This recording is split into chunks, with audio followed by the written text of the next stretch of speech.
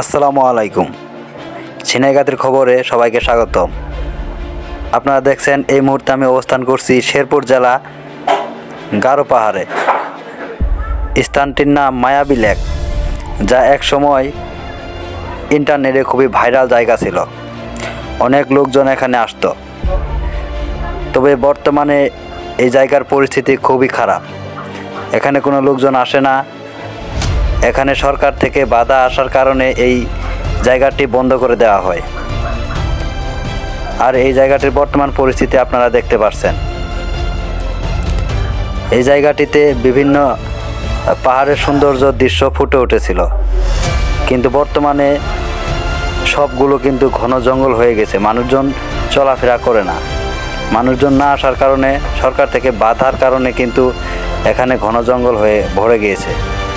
আপনারা এই ভিডিওতে এই মায়াবী লেকের সব সাইটগুলো দেখতে পারবেন। এখানে একটা টাওয়ার ছিল, টাওয়ারটি ভেঙে দেওয়া হয়েছে। কিছু স্পিড বোট ছিল, সেগুলো এখান থেকে সরিয়ে নেওয়া হয়েছে। আপনারা দেখছেন এই মায়াবী লেকটি মূলত বন্ধ করে দেওয়ার কারণ হয়েছে, এর পাশাপাশি রয়েছে গজনী অবকাশ একটি স্পট। সেই স্পট থেকে কিছু লোক সরকারি কর্মকর্তাদের কাছে অবজেকশন জানানোর পর এটা বন্ধ করে দেওয়া হয়েছে। এই যে জায়গাটি ঘন জঙ্গল দেখছেন, এখানে কিন্তু একটা ঝর্ণা ছিল, মিনি ঝর্ণা। আপনারা দেখেন, আমি আপনাদেরকে সরাসরি দেখাই।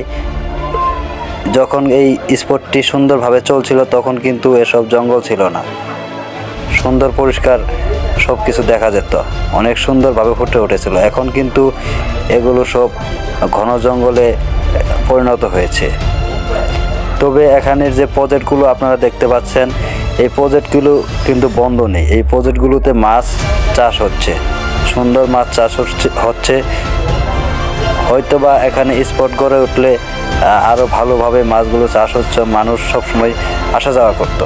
এখন কিন্তু মানুষ সেভাবে আসা যাওয়া করে না। তবে এখানে যদি কেউ আসতে চান, এখানে আর আসবেন না, কারণ এখানে আপনাদের কোনো নিরাপত্তা নেই। সকলেই ভালো থাকবেন। আমাদের ঝিনাইগাতীর খবর চ্যানেলটি সাবস্ক্রাইব করবেন।